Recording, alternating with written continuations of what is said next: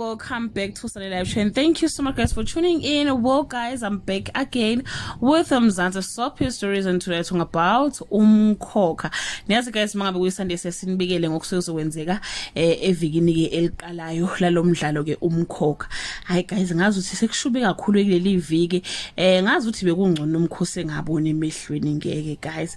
Leli viki unomkhosi uzocela ukuthi ke ufuna ukubona isoka lakhe yena, ufuna ubona umnyeni wakhe, ufuna ubona umzimba kakhulekani, uyacela ukuthi umzimba kakhulekani awuhambi yokwembiwa, hambe yogujwa akhishwe ukuze ambone yena, ngoba yena kambonanga ukhulekani njengoba kade engasaboni ke nje emehlweni.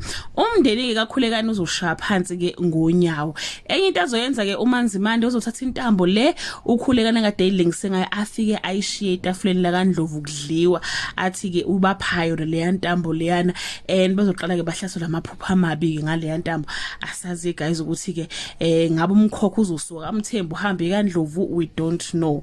Ndlovu ke yena guys akazi ukuthi dumaphi, into nje ebalekile kuyena ukuthi ke he is stepping in as umkhululi webandla lamaJudiya. Utshela ibandla ukuthi ke there is no way ukuthi ibandla lingaphathwa umfazi, so there is no way ukuthi ke unomkhosi anga stepper in esikhaleni somnyeni wakhe azophatha ke ibandla aphathe amadoda. Ngeke bona bagitshela abafazi emakhanda. Ngapha guys uMamZobe angazi noma ingobe emkhathele ngampela nomkhosi nontuthuko, noma kukhona yena afuna ukubenefita, I don't know. Le situation kaNdlovu siyenza uMamZobe guys wabona kungcono ukuthi abuyele kuthakatheni, ahamba ufuna izikhwama zakhe zokuthakatha, khona ke uzolunga izinto. Uthi nje ufuna izikhwama zakhe ke manje uyabona ukuthi cha usekhulume kakhulu, ayikho into elunga uNdlovu akezwa mshini, so ufuna izikhwama zakhe zokuthakatha, uzohamba uyigubha ke la kade igqibe khona ke guys.